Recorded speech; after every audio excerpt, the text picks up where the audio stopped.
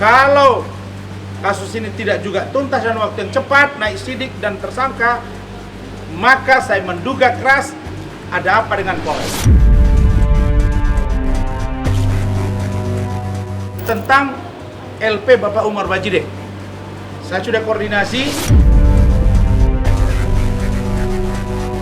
Kartu advokat saya sudah diperpanjang.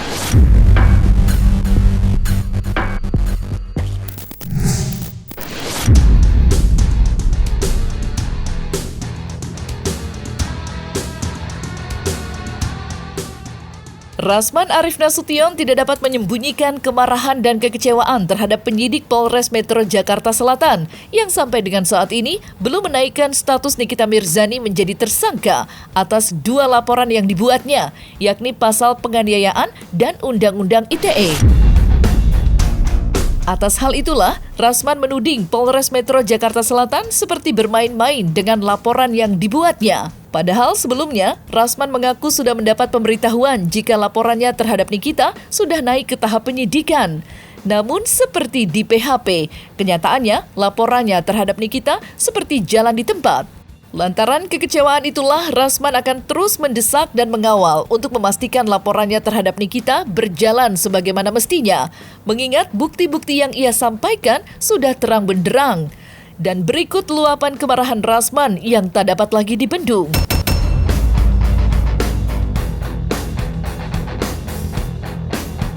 Saya bukan berarti saya selama ini sudah cooling down karena saya takut. Tidak ada takut saya. Yang saya takut pada Allah. Kalau kasus ini tidak juga tuntas dalam waktu yang cepat, naik sidik dan tersangka, maka saya menduga keras ada apa dengan Polres. Artinya Kapolresnya tidak mampu memerintah anak buahnya sesuai dengan WA dia ke saya. Saya simpen. Ada apa ini? Saya selama ini sangat mendukung penegakan hukum yang presisi. Kalau begini ini bukan presisi. Karena itu saya tidak main-main. Sudah terlalu lama. Laporan saya Oktober, ya. Kejadiannya 23 September. Bahkan malam itu juga. Tapi saya buat laporan yang lebih lengkap Oktober. Sekarang Oktober, November, Desember, Januari, Maret. Sudah 5 bulan. Apa ini? Pak Kapolda, lihat perkembangan di Polres Jaksel ini. Kapolres, Anda WA saya atensi, tapi tidak berjalan atensimu. Ya, saya selama ini sudah berupaya untuk lembut, baik. Ada orang dianiaya di kantor polisi, harusnya diamankan, tapi saya diam. Karena Nikita Mirzani banyak dapat masalah. Tapi laporan saya tidak ada yang namanya tawar-menawar dan lanjut. Tapi laporan saya tidak ada yang namanya tawar-menawar dan lanjut.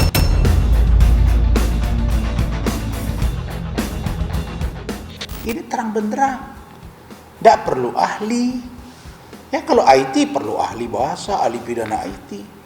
Kalau pembunuhan nanti perlu lagi digital forensik kalau ada WA ada mengarah pembunuhan atau korupsi. Ini kan ada kejahatan terang benderang, ada CCTV, ada saksi dan darah. Nah, jadi tadi dipastikan naik sidik. Dan saya tidak main-main. Saya sudah beritahu Pak Kapolres, Pak Ade Rahmat sudah WA saya chatting di sini. Atensi, tapi atensi kok tidak dilaksanakan? Apakah Kapolresnya tidak didengar oleh Kasat? Ardian, atau Kasat tidak didengar oleh Kanit, atau Kanit tidak didengar oleh Kasubnit, atau Kasubnit tidak didengar oleh penyidik, atau mereka kolaborasi. Apakah tidak cukup bagi Polres Jakarta Selatan kasus Gogo Galesung, Bintoro, Zakaria? Jadi Polres Jaksel ini saya lihat kalau mesti digempur dulu gitu. Jadi saya minta jangan pancing saya. Nanti dibahasnya bukan sekarang.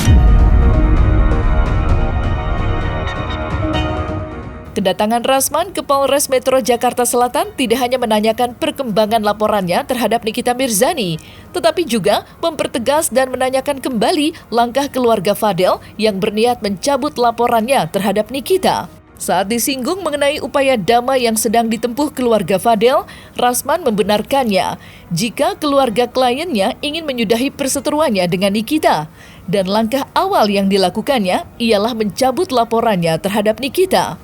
Meski keluarga Fadel akan mencabut laporannya terhadap Nikita, Rasman selaku kuasa hukum tidak dapat memberikan jaminan Nikita akan melakukan hal yang sama, yakni mencabut laporannya. Karena pertimbangan itulah, Rasman mengingatkan konsekuensi hukum yang harus ditanggung keluarga Fadel. Mengingat ada 3 laporan Nikita terhadap keluarga Fadel, termasuk laporannya terhadap ayah dan kakak Fadel. Tentang LP Bapak Umar Bajide, saya sudah koordinasi kepada penyidik dan beliau bilang ada beberapa waktu yang lalu ketika mereka membesuk Fadel, Pak Umar dengan keluarga bertemu dengan penyidiknya di kantin. Di situ Pak Umar menyampaikan akan mencabut. Tetapi penyidik bilang komunikasikan dengan pengacara. Karena itu saya sampaikan kalau mereka ingin membuat pencabutan silakan, tapi koordinasikan ke kami. Kantor hukum saya kantor hukum yang profesional, bukan abal-abal. Setelah mereka ngomong di sini, saya lihat di media, saya WA Martin itu sudah, ya Om, koordinasikan ke Om, ya itu jawabannya. Tadi saya pastikan, kan saya orangnya berjalan pakai langkah-langkah, tanya, ada disampaikan tapi belum ditindaklanjuti. Mungkin setelah Lebaran. Nah, kalau itu silakan, saya akan dampingi dan tim saya akan mendampingi pencabutan, silakan. Tapi bukan perdamaian. Kalau perdamaian 2 pihak, kalau pencabutan sepihak.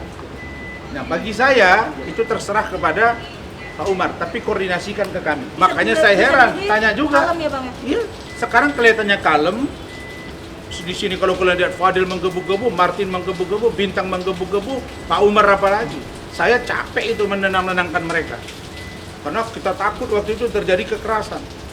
Nah, sekarang ada ruang untuk melaporkan Loli aborsi, justru tidak dilakukan. Ya udah, tafsirkan sendiri. Tapi bagi saya, kalau ada yang disembunyikan di luar perbuatan yang dituduhkan, yang sekarang ditersangkakan kepada Fadil, terhadap keluarga dan keluarga ini berbohong, kami akan ambil tindakan hukum. Karena berbohong, karena tanda tangan ke saya sudah pernyataan jempol, jadi nggak boleh lagi bilang nggak ada tanda tangan, jempol sudah ada. Di kantor saya sekarang pakai SOP jempol plus tanda tangan. Ya kalau dari keluarga udah kita koordinasi juga untuk tidak melanjutkan apapun. Udah kita nggak melanjutkan apapun, udah kita ikhlasin, udah nggak ada saling lapor, kita mau damai semuanya, mau kembali fokus ke Fadel, mau kembali ke keluarga masing-masing kayak gitu. Makanya dengan kepala dingin dari keluarga Bajide tidak akan melanjutkan apapun. Nanti kita koordinasiin, udah sempat kita koordinasiin proses kita mau cabut semua. Udah kita fokus ke Fadel lagi, fokus ke keluarga masing-masing. Gitu. Inginnya perdamaian ya. Kita nggak mau berkepanjangan, kita nggak mau nggak mau untuk berlama-lama.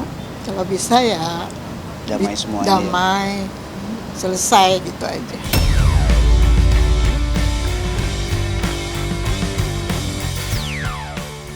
Sementara itu, terkait nasib berita acara Sumpah Advokat Rasman yang sempat dibekukan, Rasman menyebut jika BAS-nya sebagai pengacara sudah diperpanjang dan aktif kembali. Dengan kata lain, Rasman sudah diizinkan berperkara mendampingi kliennya. Dicabutnya pembekuan BAS Rasman memang mengejutkan, mengingat sebelumnya tidak sedikit yang meramalkan karir Rasman sebagai pengacara sudah tamat, termasuk seteru abadinya Hotman yang girang mendengar BAS Rasman dibekukan. Saya diam selama ini, jangan dikira saya, karena Rasman ada ribut terus dia bas. Enggak, bas itu nggak saya pikirin, bentar lagi juga selesai kok. Yang saya pikirkan adalah hak saya sebagai warga negara yang bersuara keras untuk negara ini. Kalau tentang saya tidak beres, bagaimana dengan yang lain? Itu sikap saya. Jadi yang namanya Rasman tidak pernah mundur. Cuma saya mengatur irama. Sebagai saya pendukung Polri yang paling setia untuk Polri yang presisi. Nah, kalau tidak clear juga, ini saya akan minta sampai ke Polda dan Baris Krim Mabes Polri. Nah, itu tegas. Tapi mereka janji akan segera. Kartu advokat saya sudah diperpanjang. Ya, kartu advokat saya sudah diperpanjang. Ya, kemarin baru diperpanjang. Itu tadi sudah saya tunjukkan tadi di special interview. Kartu advokat saya diperpanjang lagi sampai dengan Desember 2028. Ditandatangani Ketua Umum DPN Pradi Bersatu, Bapak Dr. Zeprin Boykanu dan Sekjen Bapak Adi Darmawan. Clear. Itu saya baru terima klien. Nggak ada, jangan dibilang-bilang. Oh ini tidak bisa terima klien, kejaksaan, kepolisian, enggak. Di persidangan nanti kita lihat. Saya punya cara, saya punya strategi bagaimana cara melakukan pendekatan hukum terhadap berita acara sumpah yang itu tidak berdasar. Selain menyinggung berita acara sumpah advokatnya yang sudah diperpanjang, Rasman juga menyinggung kesehatan Hotman yang menderita penyakit liver cukup serius hingga harus mendapat perawatan di rumah sakit Singapura. Dan apa nasihat Rasman untuk Hotman? Saya kira itu saja, dan Hotman ini makin hari makin kelihatan. Seharusnya dia itu nggak perlu diberitahu itu ada infus di sini. Tapi Tuhan membukakan, kau omongin, dia omongkan. Kemudian dia bilang dia abses liver. Kalau sudah benar, nah itu serius bos. Terus dia juga ada gula darah kita duga ya. Kemudian udah pasang 3 ring. Ya, bayangin aja, udah begitu penyakit banyak di tubuh. Bukan dalam mendekatkan diri ke Tuhan. Saya senang, saya pingin kali melihat dia. Saya hadir dengan keluarga ke gereja. Hari ini saya turun ke kampung Lagu Boti. Saya bangunkan satu gereja, gitu kan.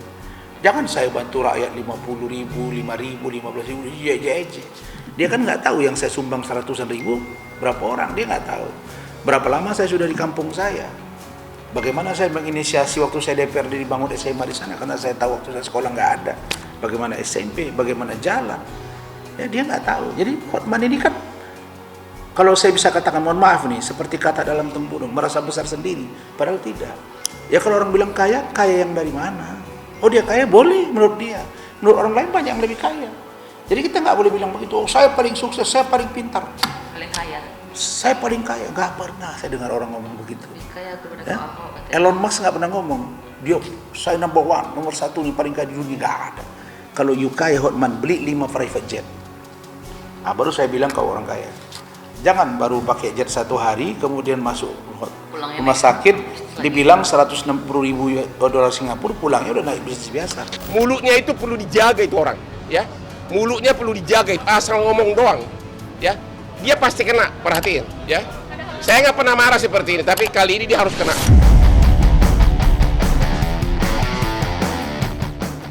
Nah, selesai sudah Cumi Lovers? Saksikan terus Cumi Camp In-Depth, kabar lengkap, mendalam, dan akurat dari narasumber terpercaya. Dan jangan lupa untuk like, subscribe, dan juga share channel YouTube Cumi Cumi.